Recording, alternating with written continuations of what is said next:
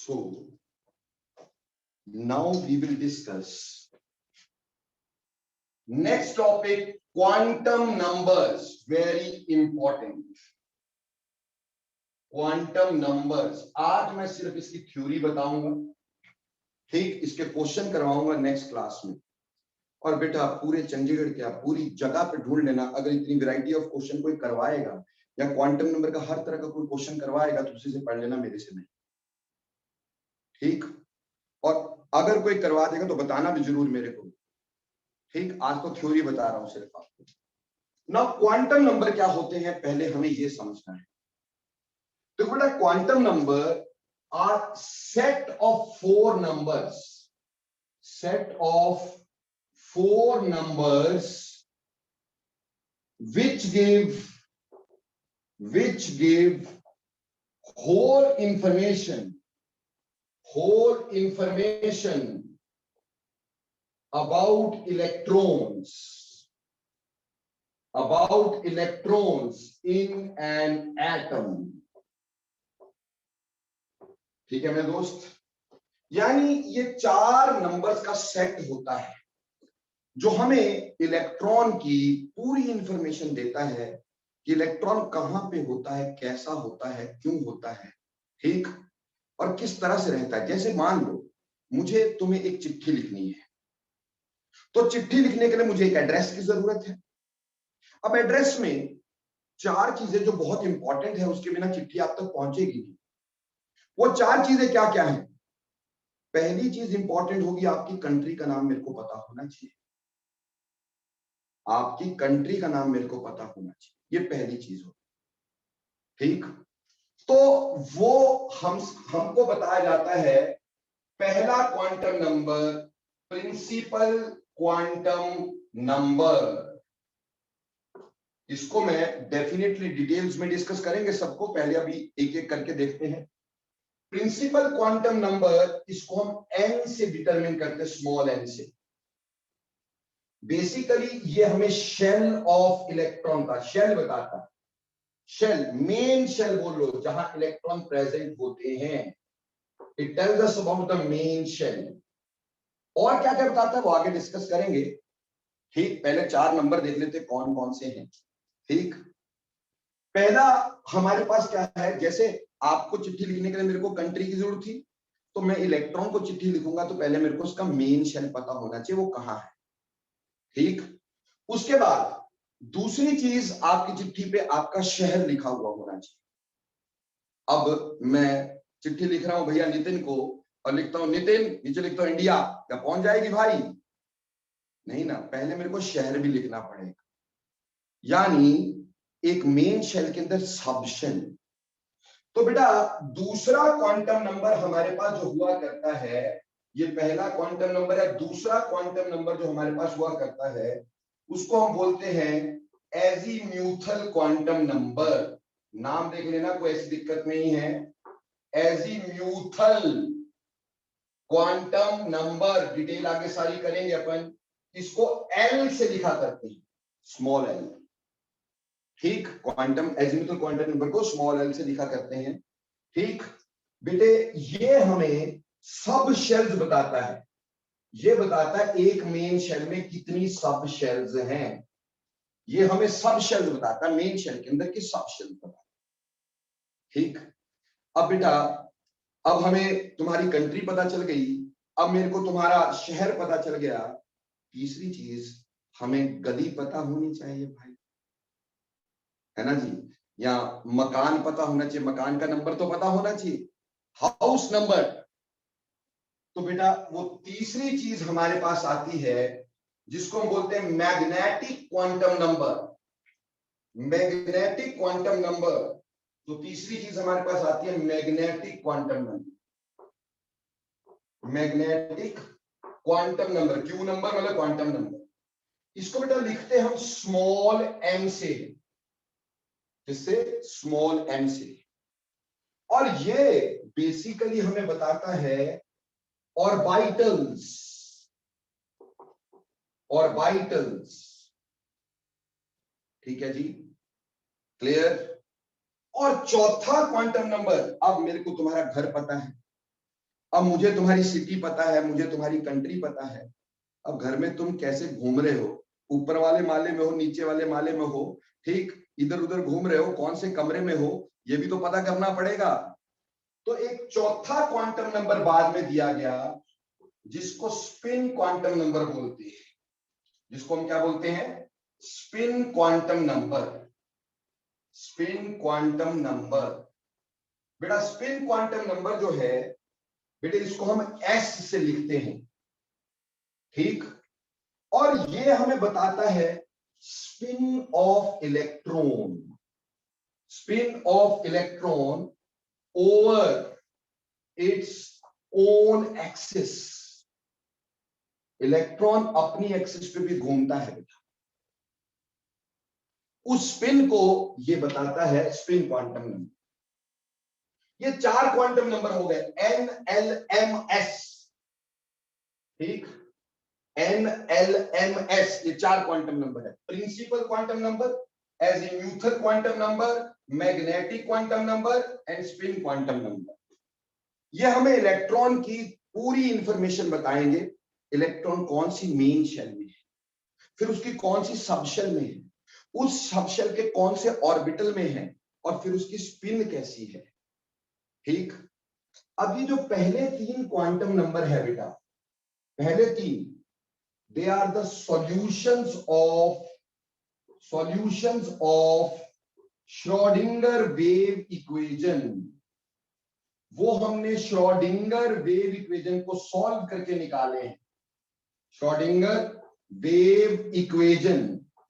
देखो बच्चे, अभी थोड़ी देर पहले मैंने श्रोडिंगर वेव इक्वेशन लिखी थी, ठीक, एक बार फिर लिख देता हूं, ठीक, दो उसकी जरूरत हो ना हो।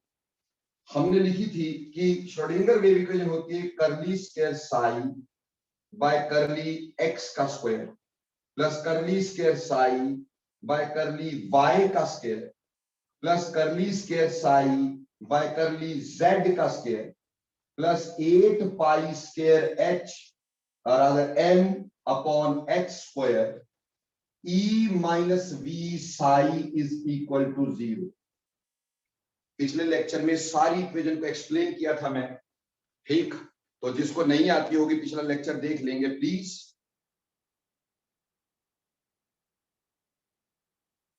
ठीक, तो हमारे पास ये है, ये हमारे पास टोटल मिला करके व्हाट यू कैन से, ये क्वांटम नंबर्स हमारे पास इससे निकाले गए। तो quantum numbers are solved by this.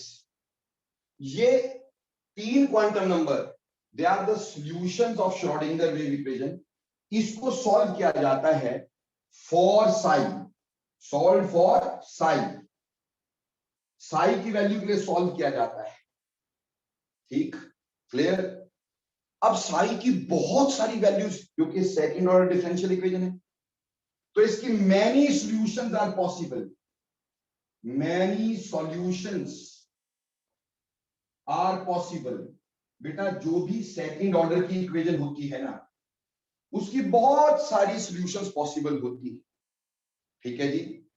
अब जो पॉसिबल होती है उसमें से कुछ मीनिंगफुल सॉल्यूशंस होती है जिनका कोई मतलब होता है, मीनिंगफुल सॉल्यूशंस, कुछ मीनिंगफुल सॉल्यूशंस होती हैं बेटे, और कुछ मीनिंगलेस सॉल्यूशंस होती हैं, मीनिंगलेस सॉल्यूशंस होती है। अब सर इसका मतलब क्या है?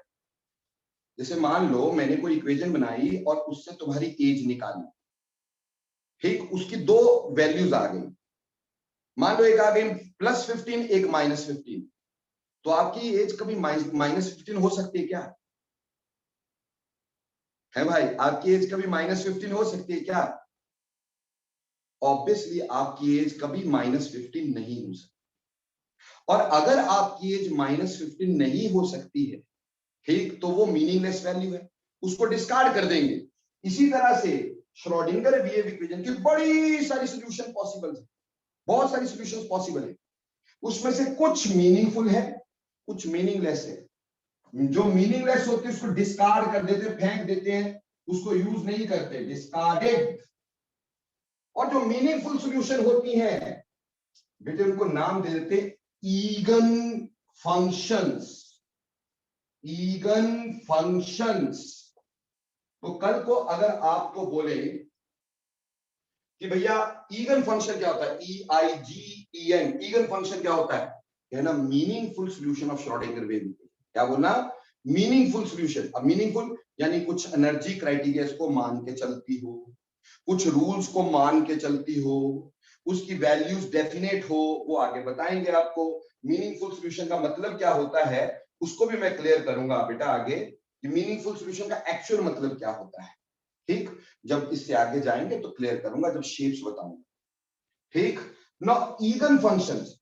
तो meaningful solution of Schrodinger wave equation are called as eigen functions, और उनको सॉल्व करने पर जो सॉल्यूशन आते हैं उसको बोलते हैं ईगन वैल्यूज। और वही again values corresponds to quantum numbers, corresponds to quantum numbers। मतलब श्रोडिंगर वेव इक्वेशन को सॉल्व किया, बहुत सारी सॉल्यूशंस आई, उसमें से कुछ मीनिंगलेस थी, डिस्कार्ड कर दी, मीनिंगफुल थी उसको सॉल्व कर लिया, सॉल्व करके ईगन फंक्शन बन गए।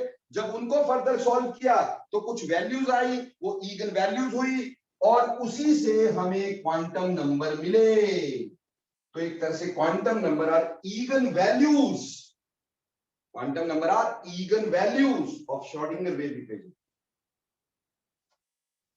तो बेटे ये जो तीन थे, पहले तीन, that is principal quantum number, azimuthal quantum number and magnetic quantum number, they are the solutions of Schrodinger wave equation, meaningful solutions, they are eager values basically, meaningful solutions। लेकिन ये जो स्पिन क्वांटम नंबर है ना, ये जो spin quantum number है, this is not the solution, not the solution of Schrodinger wave equation। ये Schrodinger wave equation की solution नहीं है, it is not the solution of Schrodinger wave equation। ये Schrodinger wave equation की solution बिल्कुल भी नहीं है। This is an independent work, this is an independent work, independent work of two scientists named as Goudsmit and Alhazenbeck। देखो बेटे competition में ये क्वेश्चन आता है, which of the following is not the solution of Schrodinger wave equation, now which cannot be solved from the Schrodinger wave equation। याद रखना, spin quantum number is not the solution of Schrodinger wave equation। ठीक, it is independent work of Goudsmit, GAUD, Goudsmit and Alhazenbeck। ये दो scientist थे, इनका independent काम था, ये इसका इनसे कुछ लेना देना नहीं था, ये बाद में दिया गया, बट ये इलेक्ट्रॉन की पूरी इंफॉर्मेशन देने के लिए हमारे पास बहुत जरूरी था। तो सबसे पहले समझो कि क्वांटम नंबर क्या होते हैं। मैंने कहा quantum number are set of 4 number which give whole information about electron, जिसमें से पहला था principal quantum number written as n, वो मेन शेल बताता है। दूसरा था azimuthal quantum number given as l, जो सब शेल बताता है।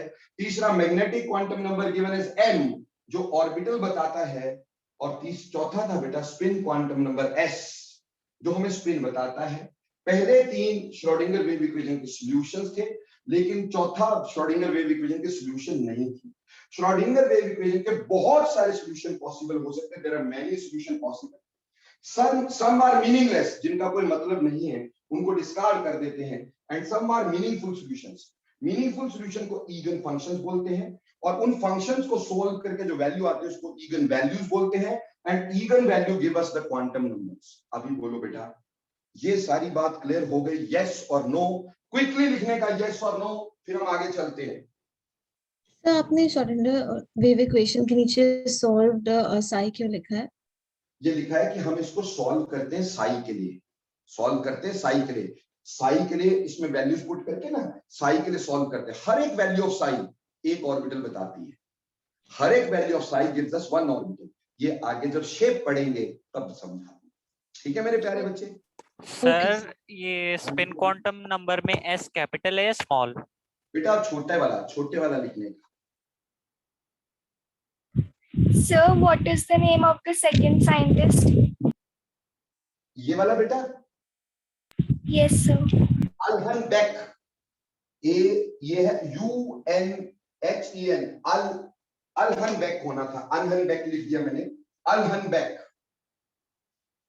अल्हनबेक, ठीक। बट बेटे शेक्सपियर कह गया what is there in a name, है ना भाई, नाम में क्या रखा है यार। चलिए एनी हाउ, तो अब हम इसकी डिटेल्स पढ़ते हैं, इन सब क्वांटम नंबर की डिटेल पढ़ेंगे। आज जितना समय मेरे पास बचा, हो सकता है शायद एक ही क्वांटम नंबर हो, बट कोई बात नहीं। तो चलिए डिटेल्स पढ़ेंगे क्वांटम नंबर्स की। अब क्वांटम नंबर कहां से आए, क्या होते हैं, ये तो समझ में आ गया, लेकिन ये क्या क्या बताते हैं इसको समझना बहुत जरूरी है। क्या क्या बताते हैं इसको समझना बहुत जरूरी है। सबसे पहला हमारे पास क्या था, principal quantum number, principal quantum number small n से लिखते हैं। अब ध्यान से समझते जाना बेटे, जो चीज नहीं समझ में आए 10 बार पूछ लेना, क्योंकि बहुत काम की है बेटे, है ना। देखो बेटे, प्रिंसिपल क्वांटम नंबर सबसे पहली बात हमें बताता है, number 1, main lines in the spectra, main lines in the spectra, ये स्पेक्ट्रा की मेन लाइंस के बारे में बताता है। अब सर ये मेन लाइन कौन सी होती स्पेक्ट्रा की? यार बेटा आपने एमिशन स्पेक्ट्रा पढ़ा ना बेटे, और कल उसका टेस्ट भी है ना पुत्र, है ना, मैं याद करवा देता हूं। और अब तो तुम सब बच्चों के पेरेंट्स का मैंने ग्रुप बना लिया है बेटा, तो अब सारी की सारी इंफॉर्मेशन पेरेंट्स को जाएगी, ठीक, क्योंकि आई वाज वेरी दुखी, बहुत सारे बच्चे जो है वो क्लास अटेंड नहीं करते या बीच में भाग जाते हैं। अब अपन ने क्या करना है, ये सारी अटेंडेंस 2 बार लेके पेरेंट्स को डाल देनी है। एक क्लास के कहीं भी बीच में लेंगे, एक शुरुआत में ले लेंगे, ताकि ये पता चल जाए कि कौन बच्चा जो है वो क्लास लगा रहा है और कौन क्लास छोड़ रहा है। ठीक है जी, क्लियर। दूसरा जो टेस्ट होगा उसकी इंफॉर्मेशन भी आपके पेरेंट को जाएगी, उसका रिजल्ट भी पेरेंट्स को जाएगा, ताकि बाद में पता क्या, मेहनत तुम नहीं करते हो, खाट मेरी खड़ी हो जाती है बेबजुल की, है ना। अब ये बच्चे क्या करते हैं, टेस्ट खुद नहीं दे रहे, फिर मदर फादर बोलते सर वो तो टेस्ट तो उसका हो नहीं रहा है। अरे टेस्ट तुम नहीं दे रहे हैं यार, वो क्यों नहीं रहा है? So anyhow, principal quantum number, main lines in the spectra, spectra की मेन लाइंस का मतलब वो जो हमने पढ़ा था, बाल्मर सीरीज, पास्चन सीरीज, है ना, पढ़ी थी ना आपने, यानी इमिशन स्पेक्ट्रा में Lyman series, Balmer series, Paschen series, वो मेन लाइंस होती है। इलेक्ट्रॉन फर्स्ट पे गिरा, सेकंड पे गिरा, अब वो सिर्फ ऑर्बिट की जगह उसको शेल बोले, फर्स्ट शेल पे गिरा, सेकंड शेल में गिरा, थर्ड शेल में गिरा, इस तरह से मेन लाइंस आएंगी। तो पहली बात, it gives us main lines, और मेन लाइंस हमें बताती हैं main shells, it tells us about the main shells, कि भैया न्यूक्लियस के आसपास कितनी शेल्स हैं, कौन सी शेल में इलेक्ट्रॉन पड़ा है। जैसे बोहर ने जो के, एल, एम, एन ये ऑर्बिट दिए थे, according to now it is main shells. तो एन की वैल्यू के लिए 1 होगी, एल के लिए 2, 3, 4, यानी जो बोहर का के ऑर्बिट था आज वो फर्स्ट शेल है, जो बोहर का एल ऑर्बिट था आज वो सेकंड शेल है। फर्क ये है कि बोहर ने बोला बस उसी के आसपास इलेक्ट्रॉन घूमेगा, और उन्होंने बोला इसके अंदर इलेक्ट्रॉन कहीं पे भी हो सकता है। तो ये मेन शेल्स बताता है, पहले तो मेन लाइंस बताता है, फिर मेन शेल्स बताता है। अगर ये मेन शेल बताता होगा तो सबसे बड़ी बात ये होती होगी कि tells us about the distance of electron from the nucleus, tells us about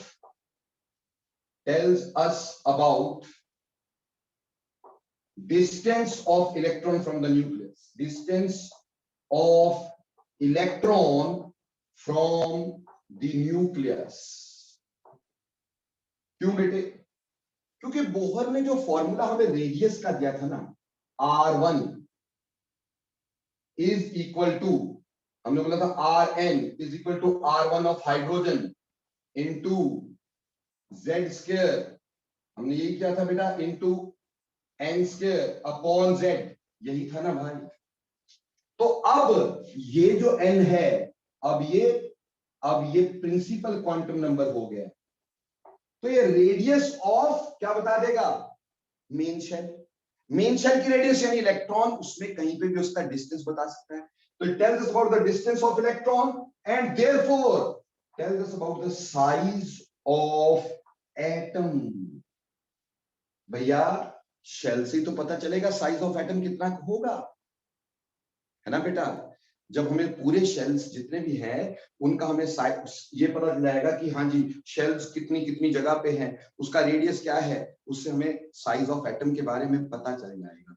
so it also gives us the size of atom. पर सबसे बड़ी बात, it tells us about the energy of electron, tells us about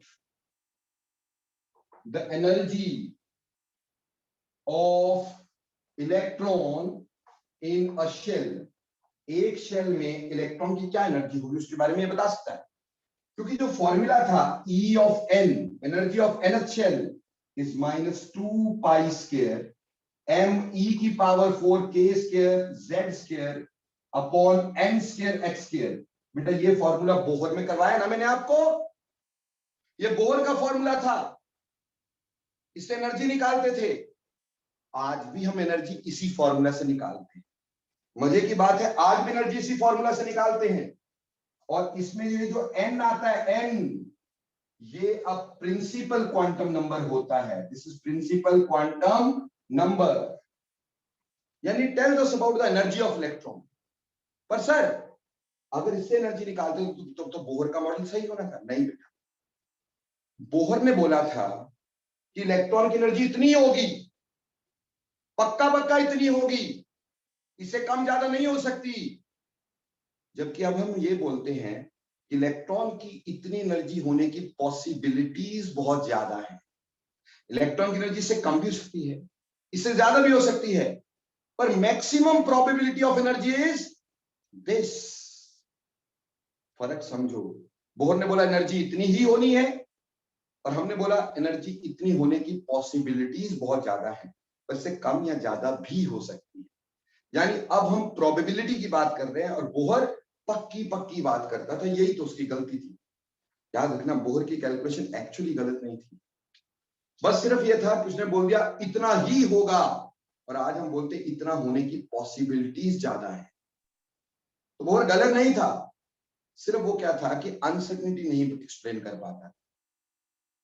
तो बेटा main चीजें जो principal quantum number हमें बताती है, main lines in the spectra, spectra में जो मेन लाइंस आती है, फिर मेन शेल्स, जो मेन शेल है उसके बारे में बताता है, फिर radius and distance of electron from the nucleus के बारे में बताता है, उस तरह साइज ऑफ एटम के बारे में बताता है, and it tells us about the energy of electron in a shell. एक शेल में इलेक्ट्रॉन की एनर्जी के बारे में बताता है, and it also tells us about energy of electron.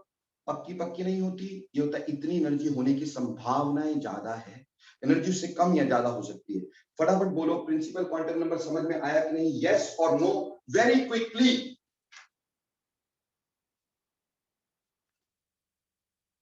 पूर्वा का यस आ गया क्विकली, जयदित्य का यस आ गया, चैतन्य का यस आ गया, नितिका का यस आ गया, वेरी गुड। निकिता का, हाँ जी बेटा बोलो। सर ऑर्बिटल के शेप से इलेक्ट्रॉन का डिस्टेंस से कोई फर्क नहीं पड़ता? नहीं बेटे जी, वो आगे आएगा तो बताऊंगा आपको, कोई फर्क नहीं पड़ता। ठीक, ओके सर। ओके। तो ये सब चीजें हमने प्रिंसिपल क्वांटम नंबर में पढ़ी। अब दूसरा क्वांटम नंबर क्या था? दूसरा क्वांटम नंबर क्या था, ध्यान से समझने का, very very very important. Second quantum number, बेटे हमने इसको नाम दिया था azimuthal quantum number. Azimuthal quantum number, बेटे इसको स्मॉल एल से लिखा जाता है, कैपिटल नहीं लिखने का, वही स्मॉल एल से लिखा जाता है। लोग इसको सेकेंडरी क्वांटम नंबर भी बोलते हैं, लोग इसको सेकेंडरी क्वांटम नंबर भी बोलते हैं, या फिर सब्सिडियरी क्वांटम नंबर भी बोलते हैं। और बेटा इसको हम ना एक और नाम देते हैं angular quantum number, very important, angular quantum number ऐसे भी बोलते हैं। तो इसके बड़े सारे नाम हो गए, एजीम्यूथल क्वांटम नंबर, ठीक, secondary quantum number, subsidiary quantum number या एंगुलर क्वांटम नंबर। बेटा ये जो एजीम्यूथल क्वांटम नंबर होता है ये सबसे पहले हमें बताता है fine lines in the spectra, spectra में फाइन लाइंस। अब आप बोलोगे सर फाइन लाइंस क्या होती है? बेटा लाइन स्पेक्ट्रम याद है तुम्हें? तो मैंने कहा था कि सोडियम जो है, सोडियम का जो स्पेक्ट्रा होता है, सोडियम स्पेक्ट्रा, उसमें दो लाइंस आती है, D1 लाइन, D2 लाइन, जो सोडियम के स्पेक्ट्रा की पहचान है। एक की वेवलेंथ 589 नैनोमीटर होती है और एक की वेवलेंथ 589.6 नैनोमीटर होती है, पर ये दोनों की दोनों येलो होती हैं। इन दोनों का कलर येलो होता है, येलो मतलब विजिबल बार्मर, ये दोनों लाइन बार्मर लाइंस हैं, दोनों एक ही कलर की है, बट दो अलग अलग लाइंस है ना भाई। तो एक ही येलो लाइन दो लाइन में बट गई ना, एक ही येलो लाइन दो लाइन में बट गई तो ये फाइन लाइंस हो गई। जो मल्टी इलेक्ट्रॉनिक स्पेक्ट्रा होता है उसमें एक से ज्यादा इलेक्ट्रॉन होते हैं, उसमें एक ही लाइन नंबर ऑफ लाइंस में बटी हुई पाई जाती है, उसमें एक ही लाइन नंबर ऑफ लाइंस में बटी हुई पाई जाती है। अगर हम मल्टी इलेक्ट्रॉनिक स्पेक्ट्रा की बच्चों बात करते हैं, ठीक, तो मल्टी इलेक्ट्रॉनिक स्पेक्ट्रा में एक ही लाइन नंबर ऑफ लाइंस में बटी हुई पाई जाती है, जैसा कि मैंने आपको समझाया था पहले भी, ठीक। तो वही मल्टी इलेक्ट्रॉनिक स्पेक्ट्रा की पहचान भी होती है और उसी को हम फाइन लाइंस भी बोलते हैं। जैसे मेरे प्यारे बच्चों, मैं आपको एक दर्शन करवाता हूं, प्लीज ये देखिएगा, ये सारे एमिशन स्पेक्ट्रा है, ऊपर हाइड्रोजन, फिर हीलियम, फिर नियोन। ये नियोन में देखो येलो लाइंस बटी हुई है कि नहीं? Yes. उसी तरह से सोडियम में देखना प्लीज, थोड़ा सा क्लियर नहीं आ रहा होगा, फोकसिंग की प्रॉब्लम होगी। अभी देखना सोडियम में येलो लाइन बटी हुई है कि नहीं? Yes, sir. ठीक, ऐसे ही ऊपर नियोन में काफी सारी रेड लाइंस हैं, ऐसे ही ऊपर हीलियम में काफी सारी ब्लू लाइंस हैं। तो इनको क्या बोलते हैं? इनको बोला जाता है बेटा, इनको बोला जाता है फाइन लाइंस। जब एक ही कलर की लाइन एक से ज्यादा में बट जाती है, फाइन लाइंस उनको बोला जाता है। तो यानी ये बताता है कि फाइन लाइंस क्यों बनती है। ये जो एजीमुथल क्वांटम नंबर है ये हमें बताता है फाइन लाइंस क्यों बनती है, एक ही लाइन नंबर ऑफ लाइंस में क्यों बढ़ती है। क्योंकि ये कहता है कि मेन शेल के अंदर सब शेल्स हुआ करती हैं, मेन शेल के अंदर सब शेल्स हुआ करती हैं, मेन शेल के अंदर सब शेल्स हुआ करती हैं। तो जो सब शेल्स का नंबर होता है, नंबर ऑफ सब शेल्स, उसको निकाला जा सकता है n-1 से, where n is principal quantum number, where n is principal quantum number। जैसे बेटे यहां मैं n लिख देता हूं और यहां मैं n की वैल्यूज लिख देता हूं, ठीक है जी। यहां मैं आगे उसका नेम भी लिखूंगा और यहां फिर नंबर लिखेंगे कितनी सब शेल्स होगी। देखो बेटा फर्स्ट शेल, अब फर्स्ट शेल में अगर n1 है तो n-1 कितना होगा? देखो नंबर ऑफ सेल मैंने बोला 0 to, number of subshells 0 to n-1 तक होती है, 0 से लेके n-1 तक। जैसे अगर n की वैल्यू 1 है तो l की वैल्यू क्या होगी? 1 - 1 दैट इज 0, तो l की वैल्यू 0 होगी। बेटे 0 का मतलब ये नहीं है कि कोई है नहीं, उसका मतलब एक वैल्यू है, एक वैल्यू का मतलब एक सब शेल है, यानी फर्स्ट शेल में सिर्फ एक ही सब शेल की पॉसिबिलिटी है, फर्स्ट शेल में सिर्फ एक ही सब शेल की पॉसिबिलिटी है, नंबर ऑफ सब शेल्स। इसी तरह से सेकंड शेल होगी, अब शेल सेकंड आ गई बेटा, सेकंड शेल में n की वैल्यू 2 हो गई, 2 माइनस 1 कितना हुआ 1, तो 0 से लेके 1 तक, यानी 0 भी हुई और 1 भी, दो वैल्यूज हुई, क्योंकि मैंने बोला number of subshell is 0 to n minus 1, 0 से लेकर के n minus 1 तक। अगर n की वैल्यू 2 है तो 2 minus 1 इट इज 1, तो 0 से 1 तक 0 भी 1 भी, दो वैल्यूज की पॉसिबिलिटी है, इसलिए सेकंड शेल में हमारे पास दो सबशेल्स होंगी, सेकंड शेल में दो सबशेल होंगी। अब बताओ फटाफट से थर्ड शेल में कितनी सबशेल्स होंगी, जल्दी बोलो, थर्ड सबशेल में कितनी वैल्यू होंगी? 0 1 2 3 ऑब्वियसली 3 माइनस 1 दैट इज 2, तो 0 से 2 तक, यानी एक वैल्यू 0, एक वैल्यू 1, एक वैल्यू 2, तो कितनी सबशेल्स? 3 सबशेल्स। इस तरह से 4 में जाओगे 4 सबशेल। अगर मान लो ये थर्ड मेन शेल थी, अब आ जाओ फोर्थ मेन शेल, उसमें 0 1 2 3, 0 1 2 3 इतनी वैल्यूज पॉसिबल है, ठीक है, 0 1 2 3 ये वैल्यूज पॉसिबल होंगी, क्लियर, और इसका मतलब इसमें 4 सबशेल्स पॉसिबल होंगी। तो पहली शेल में एक सबशेल है, दूसरी शेल में 2 सबशेल है, तीसरी में 3 सबशेल है, चौथी में 4 सबशेल्स है। तो ऐसे सबशेल्स पता चल जाती है। अब देखो बेटा, इधर ध्यान देना प्लीज, इधर ध्यान देना,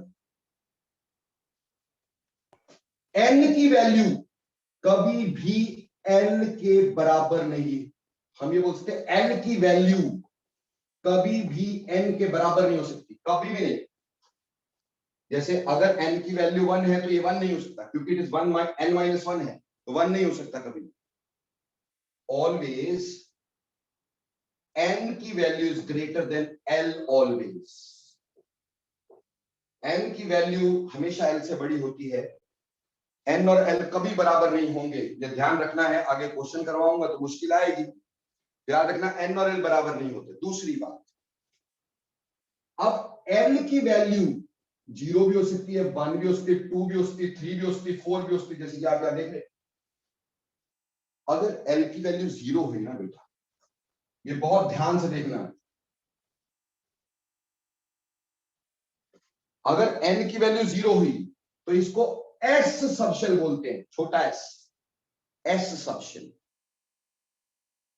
यानी इसमें n को तो ऐसे, अब नाम देखना कैसे लिख रहा हूं मैं इसका, तो आगे आएगा, पर नाम कैसे लिख रहा हूं, n को तो ऐसे लिखना है 1, l0 मतलब s, तो जो फर्स्ट शेल में सबशेल है उसका नाम क्या है, 1s, क्या नाम है उसका, 1s, रेड पेन से लिख देता हूं ताकि बिल्कुल डिफरेंट हो जाए, 1s।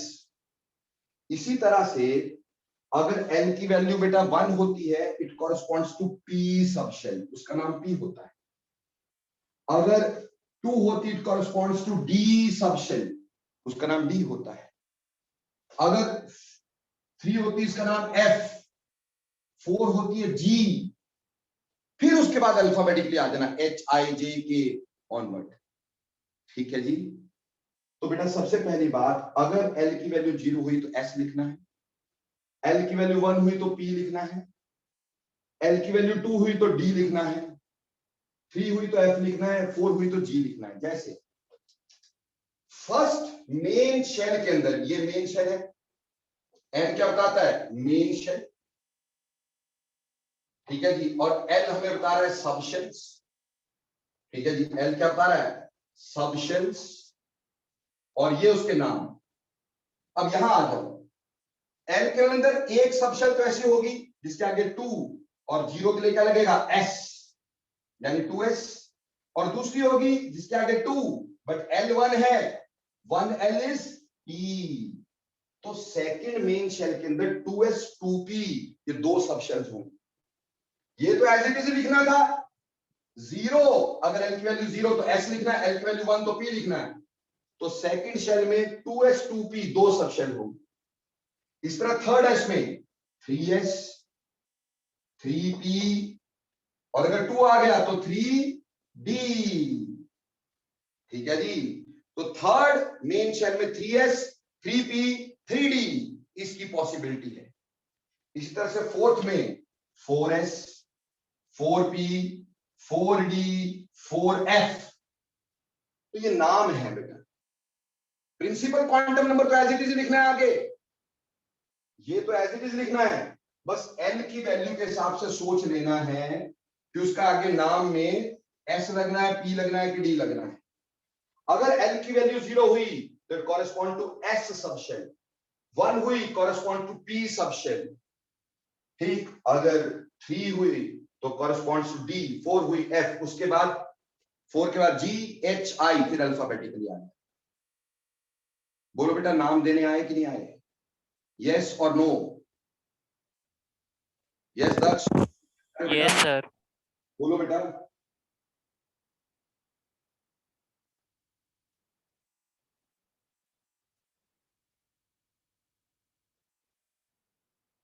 तो ऐसे करके बेटे इसका नाम भी दिया जाता है। तो एल हमें मेन शेल्स के बारे में, सब शेल्स के बारे में हमें बताता है। अब आप मेरे से कभी पूछो कि सर ये एसपीडीएफ का मतलब क्या है, ये कहां से आए, क्यों एसपीडीएफ? देखो बेटे एस का मतलब होता है शार्प। क्या मतलब होता है? शार्प। ठीक, पी का मतलब होता है प्रिंसिपल, पी छोटे वाला लिखना भाई, प्रिंसिपल। ठीक, डी का मतलब होता है डिफ्यूज्ड, डिफ्यूज्ड। बेटे एफ का मतलब होता है फंडामेंटल, फंडामेंटल। और जी का मतलब हम जनरलाइज्ड बोल देते हैं इसके बाद, जनरलाइज्ड, या कई लोग इसको गवर्न्ड भी बोलते हैं, कई लोग इसको गवर्न्ड भी बोलते हैं। इसका मतलब क्या बेटा? एस का मतलब शार्प। यहां हम ये जानते थे कि फाइन लाइंस बताता था। क्या कहता था? Fine lines. अगर किसी की फाइन लाइन बड़ी शार्प दिखती थी, क्लियर दिखती थी, तो इसका मतलब वो एस सबशेल में गिरता था। वो किस में गिरता था? एस सबशेल में गिरता था। समझ में आई बात? वहीं पे जिसकी जो थॉट ऑफ हमारा फॉर्मूला था ना, कौन से वाला, वो जो हमने रीड्स इक्वेशन पढ़ी थी, रीडबर्ग्स इक्वेशन, उससे निकलने वाली वैल्यू आती थी तो प्रिंसिपल टाइप, वो पी होता है। डी मतलब डिफ्यूज्ड, यानी इसकी लाइंस क्लियर नहीं होती, जो डी में इलेक्ट्रॉन गिरता है इसकी लाइन क्लियर नहीं होती, डिफ्यूज होती। और एफ का मतलब फंडामेंटल, अपनी अलग तरह की लाइंस जिसको हम अदरवाइज एक्सप्लेन नहीं कर सकते। और जी जो है वो जनरलाइज, मतलब इसके बाद हमने जनरलाइज कर दिया कि अब बस जैसा आएगा देखेंगे। तो ये एक्चुअली स्पेक्ट्रा के ऊपर बेस्ड टर्म्स हैं कि स्पेक्ट्रम कैसे बनता है, और तुम्हें ये याद भी नहीं रखनी है, बस सिर्फ ये पता होना चाहिए कि भैया एस मतलब शार्प, पी मतलब प्रिंसिपल, डी मतलब डिफ्यूज, एफ मतलब फंडामेंटल, जी मतलब generalize, and these are spectral terms. ये स्पेक्ट्रा की टर्म्स हैं, स्पेक्ट्रा की लाइंस कैसे आए। तो बेटा सबसे पहली बात, एजीमुथल क्वांटम नंबर हमें fine lines in the spectra बताता है, fine lines in the spectra बताता है। फिर ये सबशेल बताता है हमें, एक मेन शेल के अंदर कितनी सबशेल्स हो सकती है, और इसकी वैल्यू 0 से लेके n-1 तक, जो l की टोटल वैल्यूज होती हैं, l की टोटल वैल्यूज ये 0 से लेके 0 to n-1 तक होती है। पर n और l कभी बराबर नहीं होगा, और n हमेशा l से बड़ा होना चाहिए। अगर l की वैल्यू 0 तो इट कॉरेस्पॉन्ड टू s, अगर l की वैल्यू 1 तो इट कॉरेस्पॉन्ड टू p, अगर l की value 2 it correspond to d, अगर l की value 3 it correspond to f, और ये SPDF जो होता है sharp, principal, diffuse, fundamental, generalized etcetera. Now सबसे इंपॉर्टेंट बात अब डिस्कस करने जा रहा हूं, why it is called as angular quantum number. Why it is called as angular quantum number? बेटा ये हमें ऑर्बिटल एंगुलर मोमेंटम भी बताता है। ठीक, इट टेल्स अस अबाउट, यानी ये जो L है, it tells us about orbital angular momentum. Orbital angular momentum, ये हमें ऑर्बिटल एंगुलर मोमेंटम के बारे में बताता है। और ऑर्बिटल एंगुलर मोमेंटम यानी MVR, ऑर्बिटल एंगुलर मोमेंटम यानी कि MVR, MVR निकलता है यहां पर under root of L into L plus 1 H upon 2 pi, under root of L into L plus 1 H upon 2 pi. बात समझ में आई कि नहीं भाई? ठीक, जहां पे L क्या है हमारे पास, L is एज़िमुथल quantum number.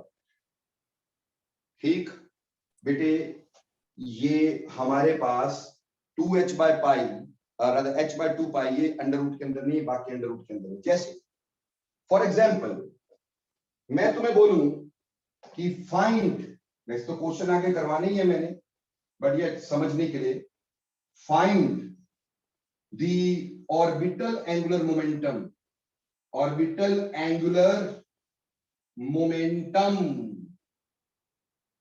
of electron in 5s। आपको ऑर्बिटल एंगुलर मोमेंटम बताना है इलेक्ट्रॉन का इन 5s। ठीक है जी। अब s के लिए L की वैल्यू बोलो, s के लिए L की क्या वैल्यू होगी? 0। शाबाश। फॉर s L की वैल्यू 0, तो यहां पुट करो, सारा कुछ क्या हो जाएगा? L की वैल्यू 0, तो एवरीथिंग इज 0, तो MVR will become equal to 0। तो 5s के लिए MVR 0। इस तरह P के लिए निकाल सकते हो, D के लिए आगे क्वेश्चन करवाऊंगा तो जरूर बताऊंगा, बट सिंपल बात, यहां से L की वैल्यूज पुट कर लें और उससे ऑर्बिटल एंगुलर मोमेंटम निकाल लें। और ऑर्बिटल एंगुलर मोमेंटम निकालने की वजह से ही इसको हम एंगुलर क्वांटम नंबर कहा करते थे। That is why it is called as angular quantum number. बोलो मेरे प्यारे बच्चों, बात समझ में आई कि नहीं आई? पिछली भी चली गई। Sir, can you please explain what you have written before L in the under root? यहां पर Yes, sir. Under root of L into, ये ब्रैकेट्स है, L प्लस 1, ठीक, L into L plus 1 dot H by 2 pi. Clear जी? So हम angular It's MVR. MVR is angular momentum. Okay, sir. बेटा कुछ पूछना चाह रहे थे बच्चे, बोलो। शाबाश। मोमेंटम का फॉर्मूला MVR है, तो उसका भी आगे फर्दर फॉर्मूला, मतलब दो फॉर्मूलाज हैं एंगुलर मोमेंटम के। हाँ जी बेटा बिल्कुल, ये आगे बताऊंगा तुम्हें। देखो बेटा, वैसे तुम्हें क्लियर कर देता हूं, किसी भी चीज का जो एंगुलर मोमेंटम है वो दो चीजों पे डिपेंड करता है। ठीक, एक तो उसके डिस्टेंस के ऊपर डिपेंड करता है, दूसरी उसकी ओरिएंटेशन पे डिपेंड करता है। जैसे मैं एक सिंपल बात समझाता हूं। ठीक, बात क्या है कि मैंने एक रस्सी ली, उस रस्सी को पत्थर के साथ बांध दिया। एक रस्सी ली, उस रस्सी को पत्थर के साथ बांध दिया। अब मैंने क्या किया, उसको यूं घुमाया। ऑब्वियसली घूमेगी, जैसे हम यूं करेंगे तो घूमेगी ना, तो वो गोल गोल गोल गोल घूमती चले जाएगी। अब आपके जो पत्थर की स्पीड है वो इस बात पे डिपेंड करेगी कि वो रस्सी कितनी बड़ी है। जितनी बड़ी रस्सी होगी ना, उतना वो स्लो चलेगी। जितनी छोटी रस्सी होगी उतना फास्ट चलेगी। कहने का मतलब जितना डिस्टेंस कम उतना एंगुलर मोमेंटम ज्यादा, जितना डिस्टेंस ज्यादा एंगुलर मोमेंटम कम। और दूसरी बात, ये तो क्या डिस्टेंस पे, दूसरी बात हो गई हम उसको घुमा कैसे रहे। हम उसको ऐसे घुमा रहे, ऐसे घुमा रहे, ऐसे घुमा रहे, उस पर भी डिपेंड करेगा। तो ओरिएंटेशन पे भी डिपेंड करता है। उसी तरह से एंगुलर मोमेंटम दो चीजों पे इलेक्ट्रॉन का डिपेंड करता है कि उसका distance from the nucleus and how it is moving around the nucleus. How it is moving around, that is given by this, and distance that is given by Bohr. mvr is equal to h over 2 pi nh by 2 pi, वो Bohr का formula. खैर ये आगे clear करेंगे, definitely करेंगे, ठीक। पर उससे पहले ये बता दो, क्या तुम्हें ये समझ में आ गया कि नहीं? सर ये एंगुलर मोमेंटम इलेक्ट्रॉन का ऑर्बिटल में या सब शेल? सब शेल, सब शेल। Okay sir. ठीक। निकिता बिटिया, आपको समझ में आ गया कि नहीं आया? Yes, sir. तो आज की कहानी हम यहीं खत्म कर रहे हैं, पर अभी क्वांटम नंबर का कोई क्वेश्चन टच नहीं करेंगे, करंट मारेगा नहीं तो, ठीक। और जब मैं करवा दूंगा तो दुनिया का कोई क्वेश्चन छोड़ेंगे नहीं, ये भी मेरा प्रॉमिस है। तो अगली बार इससे आगे तो पहले ये पढ़ के रखिएगा अच्छे से, ठीक। क्योंकि मेरे प्यारे बच्चों, प्रॉब्लम सारी ये है कि अगर मैं अभी आगे बताता हूं, वो हमारे पास थोड़ा टाइम जो है वो इतना नहीं है, 5 मिनट में मैं मैग्नेटिक क्वांटम नंबर नहीं समझा पाऊंगा, ठीक। उसके एग्जैक्ट बाद मेरी क्लास भी होती है, तो ऑब्वियस सी बात है ये अगली बार चलेंगे। तो अगली बार हम क्वांटम नंबर्स को पूरा करके फिर उसके क्वेश्चंस कुछ करेंगे, ठीक। तो चलिए नेक्स्ट बार मिलते हैं। So thanks lot. एक बात बताओ, नेक्स्ट टाइम थोड़ा सा जल्दी क्लास अगर हो सकेगी तो चलेगी? Sir 1 to 2:30 sir physics class ही होती है।